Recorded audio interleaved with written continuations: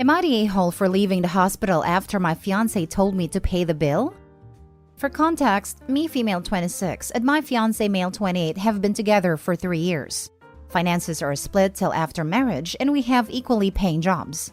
He doesn't pay when we eat out. He doesn't pay for any fixes in our rental apartment. It also doesn't help with furniture and stuff. I tried to have conversation about how I'm always supposed to foot the bill for almost everything. His excuse is that he's been saving for a new apartment, been saving up for 2 years now. But he still has half of his salary, which he uses on himself and buys gadgets and gaming stuff. When I tried to argue about it, he'd say it's his money after all and remind me of how he's saving up to buy an apartment for us. Days ago, he called me and asked that I take him to the hospital to treat his ankle. It's been hurting him for weeks, but only now he decided to get it checked. I drove him there since he was in pain, but was surprised when he told me to pay the bill.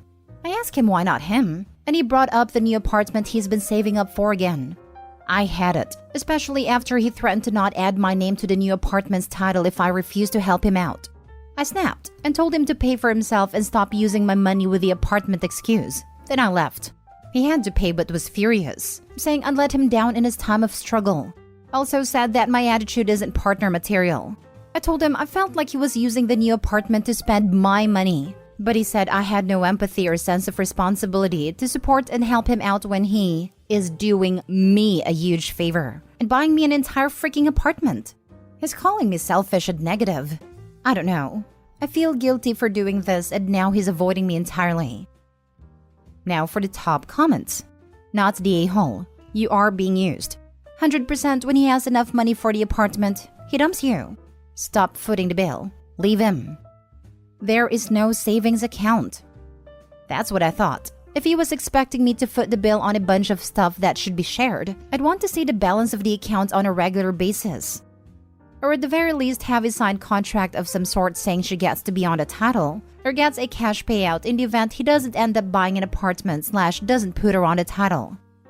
Not the a-hole. He is just using you and your money and probably plans to dump you once he buys the apartment. Totally agree. Came to say this. He's using you for your money and not contributing to household expenses. I'd freaking run. Not the a-hole. I doubt he'll buy a place. He has someone paying all his bills, / cleaning up after him, / fun adult activity, / cooking. He isn't leaving unless she cuts him off and throws him out, and there will never be a marriage. Next story. Am I the a-hole for turning off my husband's alarm? Me 31 and my husband 35 both work from home. His start time is 8:30 and the work he does essentially timestamps what he does. He also has a micromanaging boss. On occasion, he may have to go into the office to perform on-site work. My start time is 8 a.m. and the work I do is very independent and at my own pace, and my boss could care less to track my every move as long as my deadlines are met. My husband sets his alarm at 7 a.m. every day, even though he admits he doesn't want to be up until 8:15 at the earliest. But he never wakes up to it. But the rest of us hear it, so my toddler and I usually wake up about 45 minutes earlier than we need to as a result. I've asked him to stop setting it so early, and he said he needs the whole hour of snoozing to wake up. So, he's been on a couch lately, but I still wake up to it from there and have to snooze it every 15 minutes. I'm currently 6 months pregnant, so this morning I was exhausted and didn't want our toddler waking up earlier than needed and wanted the extra sleep myself, so I turned it off. But it was too late. Our toddler already woke up to it, so I got up then got busy with our toddler. Our toddler went to daycare around 8:15. My parents pick up. At 8:27, I realized the time, so I went to wake my husband up and told him I must have accidentally hit off instead of snooze on your alarm when I was tired, but it's almost 8:30. You should get up. And I went about my business working. I took a break and came downstairs to find him asleep at 9:47 a.m. And I jolted him and said, "You're still asleep? It's almost 10. And he said, "No effing way," and ran to his laptop. He told me to stop turning his alarm off and basically don't touch it unless I hit snooze. Thing is, he goes to sleep almost every night around 2 a.m., so he's not gonna wake up to a 7 a.m. alarm 9 out of 10 times. Instead, I always wake up to it and have the task of hitting snooze every 15 minutes anyway. Yes, I technically lied to him about his alarm, but I am literally tired of this, and I did make sure to wake him up on time. Or so I thought. Am I the a-hole? Stop waking him up. Stop waking him up this minute. This is not your job. There are 50 different devices he could use to wake himself up. Or he could just grow the F up and do it himself. I repeat, this is not your job and it is not your responsibility. He needs to manage his own business without disturbing his family. He needs to be an adult and a father. Not stay home, but you will be if you enable this anymore. This makes sense in theory, but in practice, it leaves Opie and the child still get woken up by the alarm before he intends to wake up. Yeah, my husband was a chronic snooze pusher too, but he's also a decent man. So when I told him that as soon as the alarm goes off, I'm up no matter what and can't go back to sleep, he stopped freaking doing it. Opie's husband is a tool and should grow the heck up and go to bed earlier, like an adult with a wife and child. Not the a-hole, but if it's waking up the toddler, just have the toddler jump on top of him until he wakes up. He'll stop waking the toddler up early after that. I can tell you this will backfire greatly and just end up with an angry husband and a wife who has to deal with him yelling about not keeping the toddler out of the room. I try it occasionally. Oh no, if my husband yelled at me because his actions have consequences, he would not be my husband for very long. Not the a-hole. Snoozing your alarm for 45 minutes is ridiculously rude when there are other people who can hear it. You've obviously already spoken to him about it because he was on a couch. That clearly wasn't enough. If you and your toddler are both waking up to this alarm, it's an issue. Also, why are you the only one getting up in the morning with a toddler? Especially pregnant, you should be able to trade off with him, or you both get up. Am I the a-hole for not withdrawing my job application for the sake of my brother? I have an older brother who does not work by choice. Literally the most educated, smartest man I've ever known. He's just lazy. It's literally been years, and has been neck-bearding in our parents' basement while I'm busting my ass at school. I took out loans, and when I graduate, I'm expected to pay them back. Hence why I need a job on top of having to pay for other living expenses. My brother has never paid a penny for his education. My parents in their own name took out loans for him. Lately, my dad's been getting on his butt about getting a job, but my brother's been brushing him off. I was given a tip to apply to this really lucrative graduate program. It's not in my field whatsoever, but it's paid training. Really well paid. And I put in an application. I told my mom about it and she asked for the link to the program. I sent it without giving it a second thought and I got an interview. Now, when I told my mom about it, she asked me to withdraw my application so that I can give my brother a chance to apply. I said, what? He's had literal years to apply. This is my opportunity, even if it's not in my field. There's no guarantee that I'm going to get it anyway, but I want to at least try. I need a job and I don't ever want to be financially dependent on my family. I want a life of my own, and I feel like them asking me to withdraw my application from consideration is sabotaging my future for the sake of their golden child. I've always been put on the back burner for the sake of my brother, and they feel that is his opportunity to have since it's his field. But 1, I have no idea if he applied, and 2, I don't think he'd be allowed to apply because it's a new grad program, and he has not been a new grad in years. I don't plan to withdraw my application, but everyone in my family is telling me I'm being selfish. I've been banned from Thanksgiving, and I came home yesterday to find my mom converting my room into an office for my brother. My aunt has been bombarding me with texts telling me I'm not being considerate of family. My friends are mostly on my side, except one said she sees my parents' point of view. But I don't know.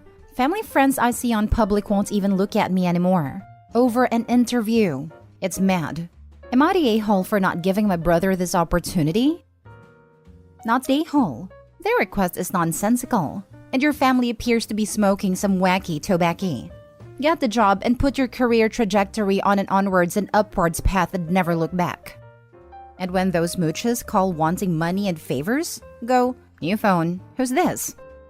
Not the a-hole. Remind all the people in your family that are upset over this that you, unlike your brother, have school loans to pay. Jeez. Why is your family so lopsided in their support of their kids? Is your brother expected to care for your parents financially in their retirement? Unfortunately, that responsibility will fall to the girl in the family, aka me, the only girl in my Asian family. No, it won't, because you don't actually have to. When you are old, do you want to be begging and relying on your kids? No? Stop the cycle and mind your own finances, especially given the way they've been treating you. Next story. Am I the a-hole for telling my step-siblings I only help people I care about, which doesn't include them? My dad and his wife blended their family 7 years ago. Me, 16 male, and my brother, 13 male, come from our parents' marriage. Our mom died 9 years ago. Beth, 15 female. Luke, 14 male, and Laura, 12 female, come from dad's wife's first marriage. My dad and his wife also have Katie, 5 female together. I have a pretty complicated history with learning disability. I was diagnosed before my mom died and always struggled with school, reading, and writing. I used tech to help me write stuff like this. I can speak fine, but actually reading or writing anything, including numbers, is terrifying to me. It's something that has meant I need a lot of extra help in school. My mom used to read stuff like menus out to me. My brother actually started doing it when he got better at reading too. It's something I can't hide and it's embarrassing as hell.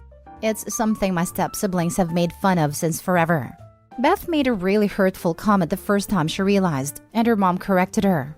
But since she and her siblings were not happy with her mom meeting my dad, and since I would do things differently, like I never did homework at home, they would tease me and taunt me behind their mom's back. I spoke up a few times, and it got corrected pretty hard. Eventually, it got to the point where I no longer saw the point of saying anything. Around that time, it got to the point where I would tell my friends to pretend my step-siblings weren't part of my family or my life, because I didn't want them to be. I got my license over the summer and got permission to drive my dad's car. I've been bringing my brother places sometimes, and suddenly my step-siblings have been trying to be nice to me.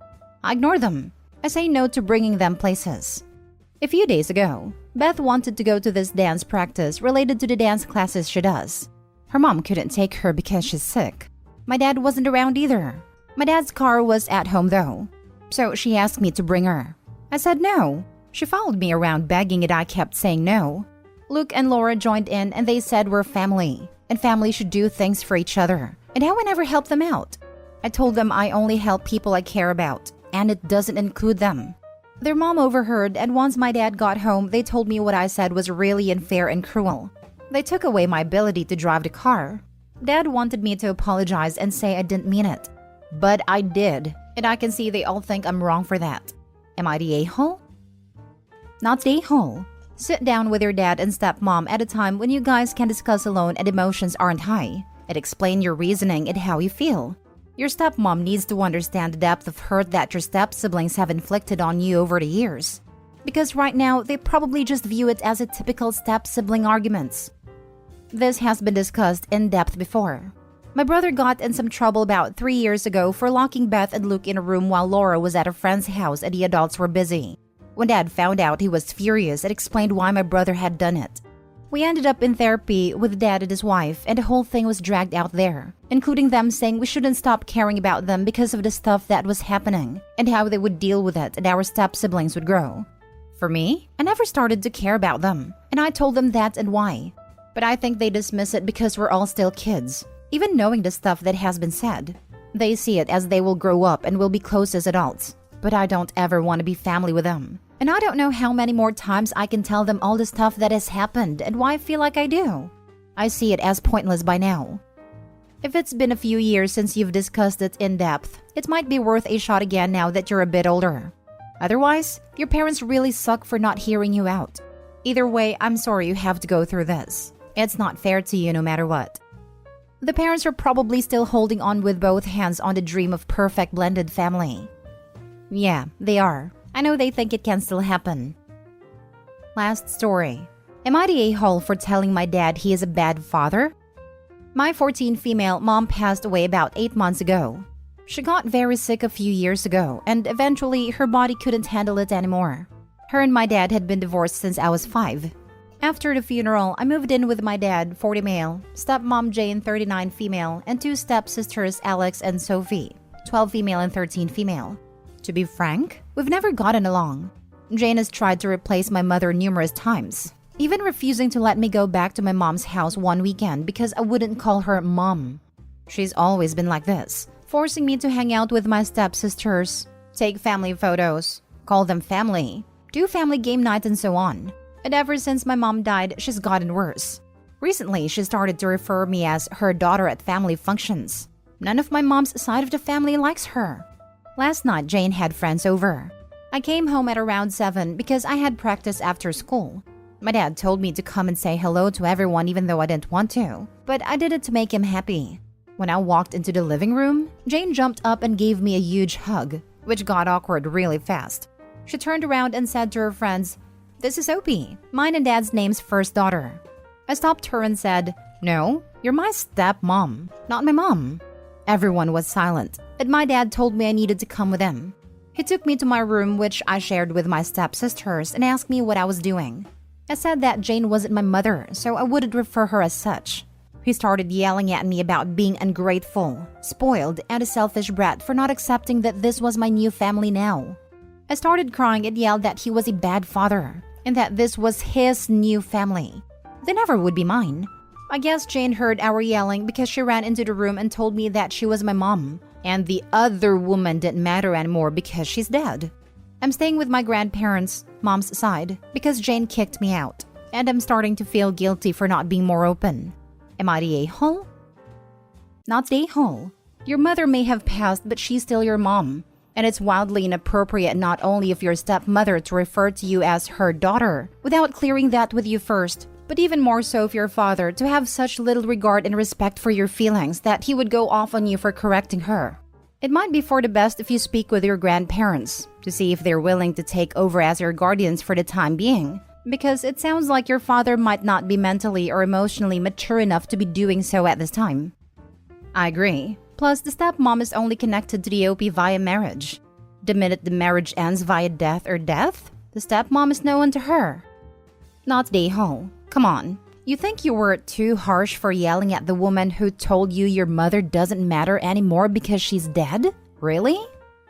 OP is also 14 and probably still mourning, so maybe they don't deserve to be helped that way.